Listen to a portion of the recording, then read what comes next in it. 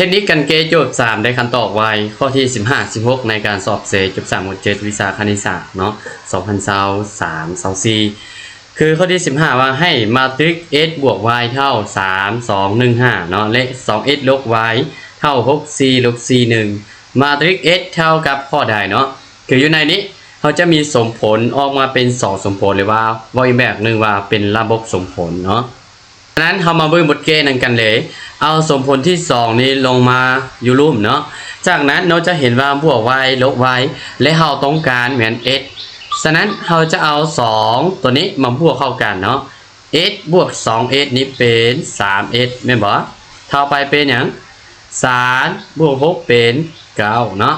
2บวก4เป็น6 1บวกลบ4เป็นลบ3แล้วก็5บวก1เป็น6เนาะเราต้องการแม่น x แม่นบ่ก็เลยถอนเลยพอหาร3เข้าทัน2ภาคเนาะ3 3 9 3 2 6 3 1 3 2 6เนาะฉะนั้น3 2ลบ1 2มันตรงกับข้อขอไข่เนาะคือเวลาโจทย์ออกมาเนาะอาจจะคิดว่ายากเนาะแต่สามารถใช้เทคนิคการเกณฑ์สันๆจัง4ได้เลยแล้วเอาไปเบิ่งต่อข้อที่16ข้อที่16ว่าให้มาตริก A มีประกอบตามนี้เลยเนาะค่าของที่ได้เป็นนาง A เท่ากับข้อใดเนาะคันตอบแม่นกขอของอเข้ามาหลักการเลยก็คือน้องเอา2ทางนี้เนาะไปเส้นทางหลังเส้นเป็น1 2 3แล้วก็เป็นลบ1เนาะ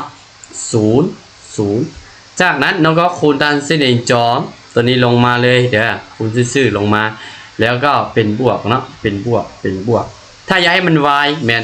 1คูณ0คูณ2ก็เป็นอย่างก็เป็น0แม่นบ่ลบ1คูณลบ1คูณ3เป็นบวก3 2 2คูณ0ก็เป็น0เนาะตัวนี้ออกมาเป็นอย่างเป็นบวก3แม่นต่อจากนั้นตัวที่คูณขึ้นไปเทิงก็คูณไปเลยเนาะคูณไปเลยแล้วก็เป็นลบใส่เด้อ3คูณ0คูณ2ก็เป็น0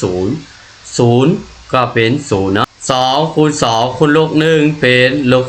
4และก็จะเอาทั้งหมดนี้ออกมาเป็น4เนาะจากนั้น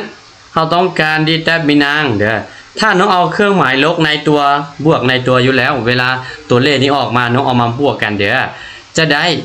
3บวก4ออกเป็น7เนาะคือข้อขอเป็นคำตอบที่12เนาะน้องสามารถใส่เทคนิคการเกณฑ์3จัง4และได้คำตอบเลยทุกคน